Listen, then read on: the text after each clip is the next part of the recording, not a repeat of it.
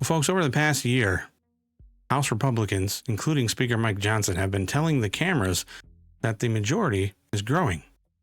But behind the scenes, their conference is telling reporters the opposite. MAGA pollsters are saying that our chances are slim. Fox's own polling shows that Democrats are building their biggest midterm lead on record. I want to talk about that today because I think we have a serious issue and we're being blindsided by our echo chamber. Before I do, please like the video, share it, leave a comment down below, and please do not forget to subscribe to the J.R. Majewski Show. J.R. Majewski, he's been... Where is he? Where is J.R.? Surprise, surprise, motherfucker! The king is back!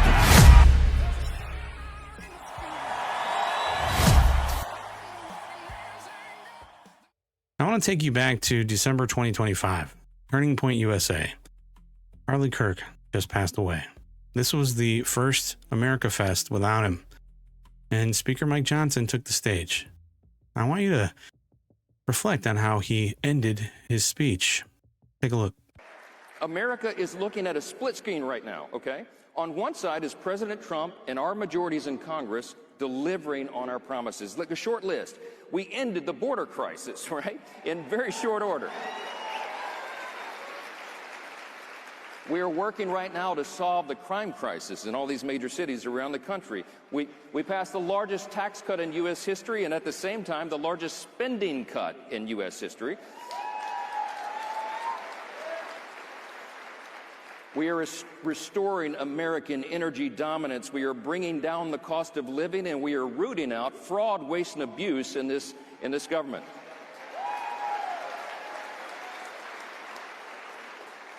We kicked illegal aliens off of taxpayer benefits. I think you'd like that.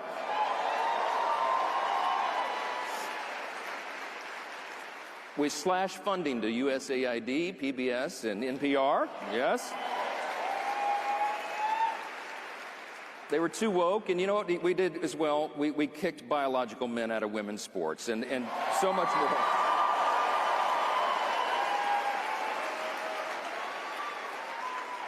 In the last 12 months, we've codified more than 70 of President Trump's nation-shaping executive orders, and that's so far. And meanwhile, he's been reforming every agency of the federal government and restoring peace through strength again. We desperately needed all of it.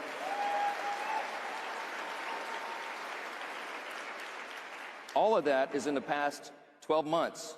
We have so much more to do. And by the way, we did it with the smallest margins in U.S. history. I mean, every day, every day. Again, folks, that was the same day, same speech, same room. One country where we ended the border crisis, passed the largest tax cut in U.S. history, and are bringing down the cost of living. And one country, 5 minutes later, where if we lose the House majority, everything falls apart. It's two completely different realities, delivered by the same man in the same building on the same afternoon.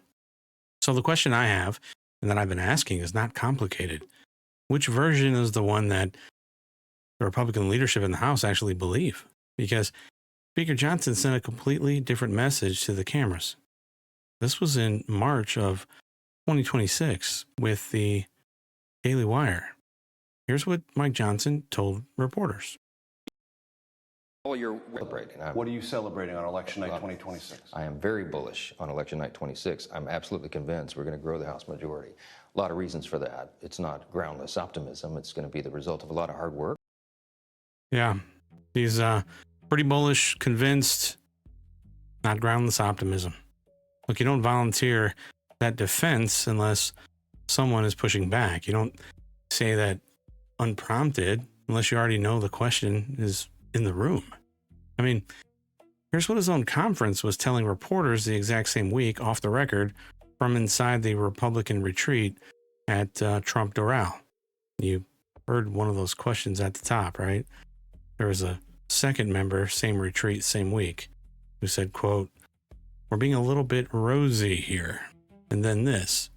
Johnson got a private call with his own members and warned them. He said, "They keep calling this election existential to the survival of the country. It might become what Mike Johnson called a self-fulfilling prophecy." Those are his words.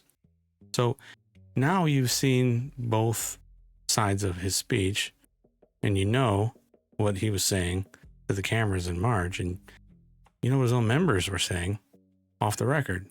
Same speaker, same midterm, same conference, same party, 3 different, maybe 4 different versions.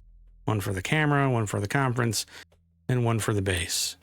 And if Speaker Johnson is managing the message differently for everyone that he's engaging, you have to ask one question. What version of this reality, or what reality, is reaching the Oval Office? Because that answer matters.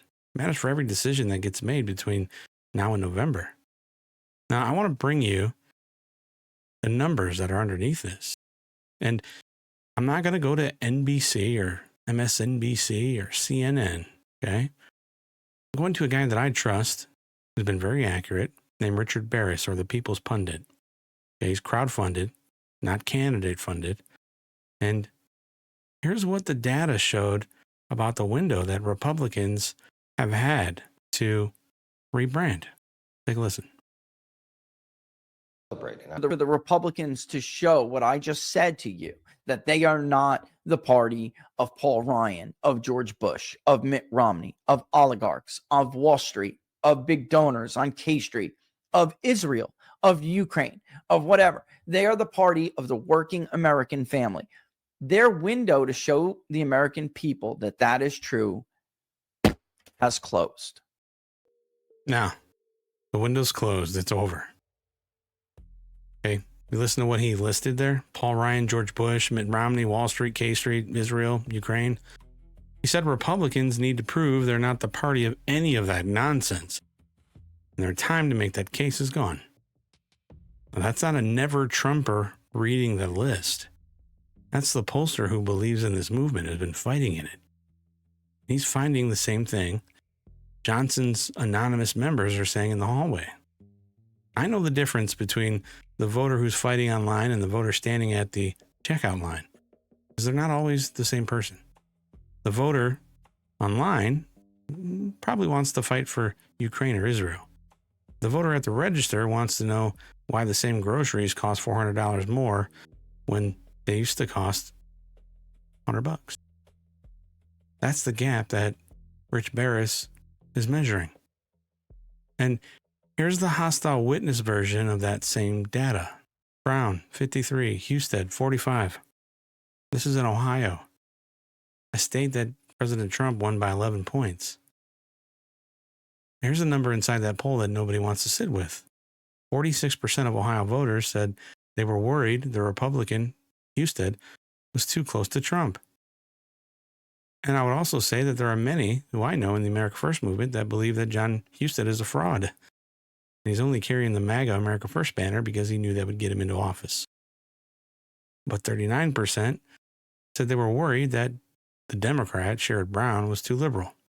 And this is in Ohio. Now, before the loyalty crowd reaches for the keyboard, listen to what I'm saying, okay? When the poll goes your way, you post it everywhere. When it goes the other way, you call it rigged. And you don't get both. This is from Fox News' pollster, the same methodology that was cited in 2024. Okay, you don't get to only believe the numbers you like. And this is not a Trump problem. They read the poll. Number one issue for Ohio voters: inflation and high prices. 43%. Iran, 7%. Only 7. See, the online base has been at war over foreign policy for weeks. Voters are doing the math at the register. That's the entire ballgame. Rich Baris, though, doesn't stop there. Because in the same video, he says something that should put to rest the idea that Congress is about to turn the corner. Okay? Watch. For the Republicans, I hope you do. But I'm telling you, the likelihood that Congress is suddenly going to change course and do the MAGA. Look, Baris is not rooting, okay, for the result that we're seeing. He'd prefer to be wrong. And he's still saying almost 0. Now that matters because it removes any of the excuses. It's not a hit piece. This is a dude who wants the agenda to succeed. He's telling you that Congress is not going to deliver. Okay? He's telling you it way before November. Here's why he's right. Trump can win elections. He can apply pressure. He can force a fight into the open. But he cannot pass a law by himself. He can't appropriate $1 by himself. He can't give a weak Republican a backbone by himself. Congress has been the bottleneck. Mike Johnson controls the floor. He decides what comes up for a vote. He determines whether a Republican majority converts its mandate into results that people can feel at the gas pump and at the grocery store. And the base, instead of pointing at that bottleneck, well, they split in half and started this loyalty war. One side says you have to defend everything that comes out of Trump, no exceptions. The other side says, listen, Trump maybe failed on one or two issues that were very important to me. So I'm finished. Both sides still think they're protecting the America First movement. Both sides are, in reality, shrinking it. Now, Baris found that somewhere between 12 and 20% of people who used to call themselves Republican are now quietly walking out and calling themselves independent. Not to the Democrats, just out. People who said America First or MAGA, they're gone through the side door. Now that's who's in this 43 to 24 gap. That's the self-fulfilling prophecy that Johnson warned about on his little private call. And it's happening while the cameras are off. Now let me put this on the actual map, okay? Because a lot of people looking at the Senate believe it's safe. Here's Fox News' Laura Ingraham on the Ingraham Angle. Primetime, May 20th. Their own pollster on North Carolina. Take a listen. I hope Former RNC chair Michael Whatley to replace retiring, I'm just so naughty, Thom Tillis in the Senate. Tom Tillis, I'm sorry. But this has always been a tight race. Tillis was winning by fewer than 2 points in both of those prior races. Trump won the state by 3 points. But looking at this latest polling, Cooper is ahead by 11 points against Whatley. What are we looking at here? Well, this is a tough race for Republicans. This is probably the toughest race. I mean, Cooper is well known. He has a good record, generally polled pretty well. He wasn't seen as a crazy in terms of the Democratic candidates out there. So I think this is a tough race. Now, it's obviously going to close. It's not going to be 10 points. There's a lot to go here in terms of the Republicans and what they're going to spend and put behind the race. Probably the toughest race, definitely a tough race. That's Fox's guest on her show in North Carolina. A state Trump won by 3 points. Okay, Cooper is up 11 against Whatley right now. Penn says that's, going to close a little bit. And he's probably right. He might not stay there, but you got to listen to what he actually said.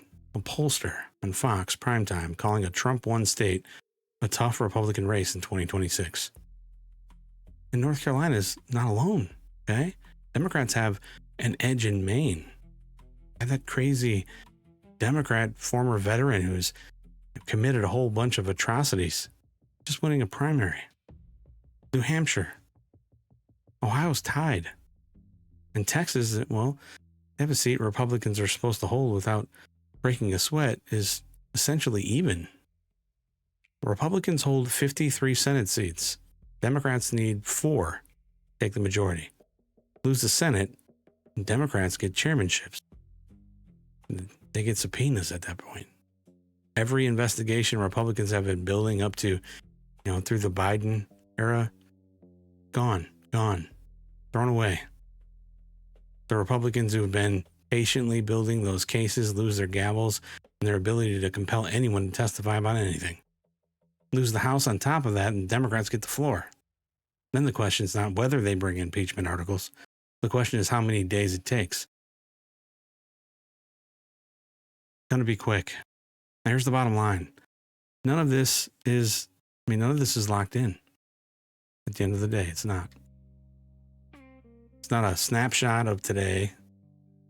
Not a prophecy. There's a fix, and it's not complicated. Stop the purity test. Stop letting one foreign policy fight become the scorecard. Stop confusing criticism with betrayal. and demand that the Republicans that you sent to D.C. actually deliver something that a family can feel at their kitchen tables, in their wallets. Because voters are not stupid. They may not know what, a cloture vote is, but they know when the results don't match the promise. 43-24. Not a Trump problem. It's a delivery problem. And the only people who can fix it are sitting in the building that Mike Johnson runs. They have the majority. They have the mandate. They have the president. The question is whether they use it before November, or whether they spend the next 2 years explaining what went wrong to all of us who gave them everything that they've ever asked for. You already know the stakes. You've been paying attention when most people weren't. It's incumbent upon us to make sure the people that we send to Washington know that. So number one, Johnson stood on a turning point stage in December and said everything is on the line, then walked out and told cameras he's absolutely convinced the majority is growing. Which version of this man is making decisions that can affect our lives? Number two, Rich Baris, the People's Pundit, says the window for Republicans to rebrand closed. If he's right, well, what was the single most important thing they should have done differently this year? Number three, in Ohio, Fox says that inflation is the top concern at 43%, and Iran is 7%. Now, does Republican messaging that you're hearing match the voters in your area and what they actually think? Give me everything you got in the comments below, folks. The Senate map is moving faster than the parties admitting publicly, and 3 Republican incumbents are already in more trouble than their leadership is saying out loud. J.D. Vance went after Israel today, defending President Trump and his Iran deal. If you've missed that, take a look at the video.